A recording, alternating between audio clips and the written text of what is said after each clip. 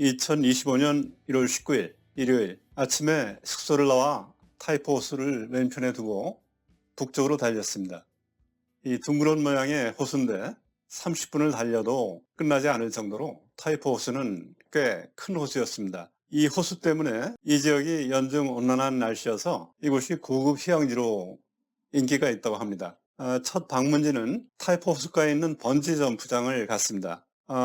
점프하는 사람의 희망에 따라서 머리를 물속에 닿게 하거나 잠기게 하거나 또는 닿지 않게 하거나 하는 것을 선택을 할 수 있다고 합니다. 안전고리를 연결하고 하는 것이지만 저 같은 나이로서는 이제 이런 체험을 할 나이는 지났고, 그래서 그냥 사람들이 어떤 모습을 하고 낙하하나 구경하러 갔었는데 아직 이른 시간이라 그런지 낙하하는 사람이 없어서 다른 곳으로 이동을 했습니다.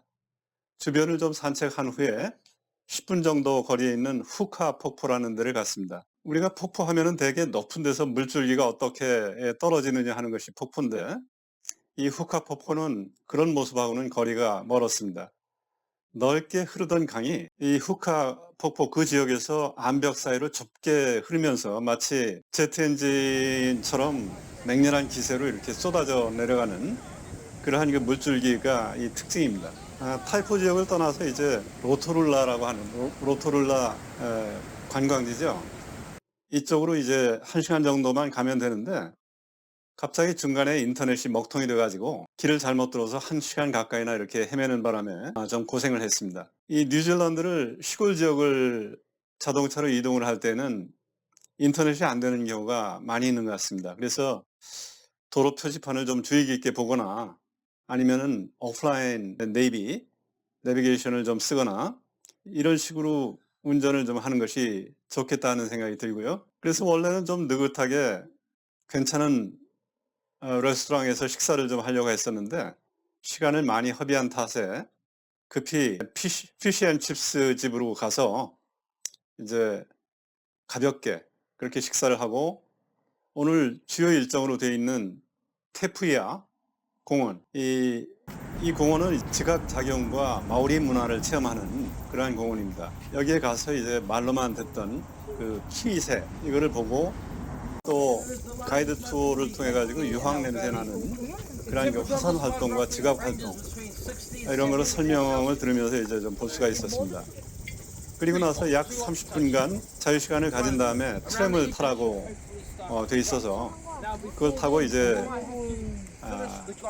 그 내부에 있는 마오리 공예품 박물관을 갔는데 이상하게도 이제 같이 아까 함께 이렇게 투어를 하던 한국인 부부가 하나 있었는데 안 보이더라고요. 그래서 혹시 투어가 다 끝난 걸로 잘못 알고 거기서 자유여행을 그냥 이렇게 시간을 보내고 있는 것이 아닌가 하는 생각이 좀 들었는데, 만약에 그렇다면은 티켓 값을 좀 너무 비싸게 치른 격이 되는 것이죠. 그 마오리 사람들의 전통 공예, 이 전시장을 쭉 투어를 했는데 만드는 것도 굉장히 다양하고 정교하지만 전시된 공예품의 그 가격이 정말 비싸서 좀 놀랐습니다. 오늘 계획된 이 여행 계획을 이제 다 마쳤으니까 이제 숙소로 들어왔습니다.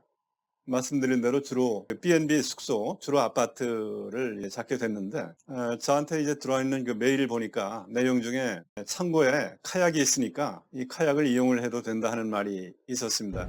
그래서 저녁을 얼른 먹고 손주 아이들과 같이 한 100m 거리밖에 안 되는 로토루라 이 호숫가에까지 이제 카약을 함께 들고 가서 카약을 좀 체험을 해봤습니다. 저는 아직 카약을 이게 타본 적은 없었는데 이 손주 아이들한테 체험을 해줄 목적으로 한 바퀴씩만 조그맣게 돌자 그랬는데 이제 그날 호수에 바람까지 부는 데다가 이 손주 아이들이 겁도 없이 한 바퀴 돌았더니 한 번 더 타야 된다 이렇게 하는 바람에 약속된 한 바퀴가 아니라 두 바퀴를 도는 데다가 또 한 녀석은 자기가 너무 조그맣게 돌았다 그러면서 이제 억지를 쓰고 때를 쓰고 해가지고 또 세 바퀴도 돌고 이래서 아주 그 팔에 알통이 베기다시피 이렇게 했습니다. 이런 숙소에서 같으면은 한 일주일 거기서 며칠간 묵으면서 쉬어도 좋을 것 같다라는 그런 생각을 해봤습니다. 2025년 1월 20일 월요일이 됐습니다. 한국 생각이 자주 나는데요. 윤석열 대통령이 19일 새벽에 내란 우두머리죄, 그리고 직권남용죄 혐의로 해가지고 이게 구속이 됐습니다. 지난 1월 19일 날, 15일 날은 공수처에 이제 체포됐었죠. 나흘 만인데 한국의 헌정사상 현직 대통령이 구속되기는 처음입니다. 헌재에서 내란죄 항목을 뺐죠. 빼고서 재판을 하기로 이렇게 됐는데 검찰에서는 내란 우두머리 혐의로 구속 기소했다. 이게 뭐가 뭔지 참 모르는 그런 상황입니다. 이재명은 여러 가지 혐의로 기소가 되어 있지만 불구속 재판을 하고 있죠. 그것도 또 어떤 재판은 엿장사 마음대로 재판 일정이 한없이 늘어지기도 하고, 이런데 대통령을 즉시 이렇게 구속 기소를 하다니 우리 같은 보통 사람의 머리로는 도대체 뭐 하는 것인지 한국 사람으로서 살기가 참 어렵다 하는 생각이 들었습니다. 법치라 하는 것은 우선 법 자체가 보편타당한, 말하자면 자연법 사상에서 도출된 그런 법으로서 이제 이런 법만이 개인의 자유를 향유하면서 살 수 있게 하는 그런 법이 법체법이죠. 그런 법이 있다 하더라도 누구에게나 보편적으로 똑같이 적용이 돼야지, 어떤 사람한테는 다르게 적용하고 어떤 사람한테는 적용을 안 하고 뭐 이런 식으로 편파적으로 하면은 이거는 법치의 원리에서 완전히 어긋나는 것입니다. 이렇게 뻔뻔한 법치를 파괴하는 이 주역이 바로 고시를 패스한 판검사라 하니까 참 기가 막히고, 이 사람들이 조선시대로 말하면 양반 계급이라고 이렇게 볼 수도 있는데, 이런 사람들이 어찌 대한민국의 이 자유민주공화국을 파괴하고 중국 공산당 쪽에 이 무한 권력을 추구하는 그런 정치를 하고 싶은 것인지, 이런 생각을 하면은 참 마음이 아프고, 조선시대의 그 뿌리 깊은 중국을 향한 사대주의가 그 사람들의 본성이 아닌가 하는 생각이 많이 들죠. 그리고 중국의 초한전이라고 하는 이른바 그 하이브리드 전쟁, 이것이 우리나라에 알게 모르게 아주 심각하게 침투가 되어 있는가 하는 그런 생각을 좀 해보게 됐습니다. 이러한 그 종중 세력이 법치 파괴 이런 난동을 하다 보니까 분노한 시민들이 서부지법에 또 이렇게 쳐들어갔던 모양이에요. 젊은 청년들이죠. 이 청년들이 무더기로 기소가 돼가지고 너무나 참담하고 이 슬픈 그러한 한국입니다. 오늘 미국에서는 이제 트럼프 대통령이 다시 취임하는 날입니다. 동맹국 미국이 봤을 때 한국은 얼마나 대책이 없는 나라로 보일까요? 마치 지금 이 탄핵놀이를 선동하는 이 세력들은 미국을 향해서 이렇게 얘기하는 거와 마찬가지죠. 야, 우리가 중국 편이다. 어쩔래? 뭐 이런 식이죠. 하지만 대부분의 국민들, 우리에게 이 번영과 자유를 가져다 줄 체제라 하는 것은 자유민주주의, 이 서방 체제에 속하기를 바라는 것이지, 대륙의 중국 공산당의 그 전체주의 체제를 바라지는 않는다고 생각이 됩니다. 아침에 숙소를 나와서 에그로돔이라고 하는 목장에 갔습니다. 이 손주 아이들에게 이제 목장 일을 체험하게 하기 위한 그런 프로그램인데, 여러 가지 뭐 한 10여 가지의 양의 종류가 있더라고요. 이런 그 양에 대한 소개, 그리고 양치기, 양머리 개의 그 움직임, 양떨깎기 체험이라든지, 그 다음에 젖소 우유 짜는 시범, 뭐 이런 것들을 강당에서 보고, 그리고 나서는 그 트랙터가 끄는 트램을 타고 목장을 한 바퀴 돌면서 양에게 이제 먹이를 주는 그러한 체험을 했습니다. 손주 아이들 중에서 유독 그 사내 녀석이 양이 무섭다고 내내 도망만 다녀가지고 좀 무서웠었는데, 뭐 이 아이들이 자라서 나중에 활동할 시대가 됐을 때 얘들이 무슨 목축업을 할 가능성은 거의 없으니까 뭐 그렇게 신경 쓰는 일은 아니다 생각이 듭니다. 시내에서 이제 점심을 먹고 이제 로토루아를 떠나기 전에 그 레이크 프론트 우드워크라고 하는 데크로 돼 있는 산책하기 좋은 호숫가에서 이제 사진도 찍고, 가버먼트 가든이라고 하는 데서 잠시 들러가지고 또 관광 기념 사진도 찍고 이렇게 했습니다. 그리고 이제 오늘의 주 이벤트가 뭐냐 하면은 그 호빗톤이라고 해가지고 호빗 마을, 예전에 반지의 제왕을 촬영을 했었던 그 세트장입니다. 여기를 1시간여 이렇게 북쪽으로 달려서 도착을 했습니다. 이 여행 오기 전에 이제 이번에 데리고 왔는 손주 아이들이 초등학교 2학년, 3학년, 그리고 6학년 이렇게 돼 있는데, 얘들한테 여행 전에 꼭 반지의 제왕 1편, 그 반지의 제왕 1편이면은 그게 반지 원정대죠. 이걸 꼭 보고 오라고 이렇게 주문을 했었습니다.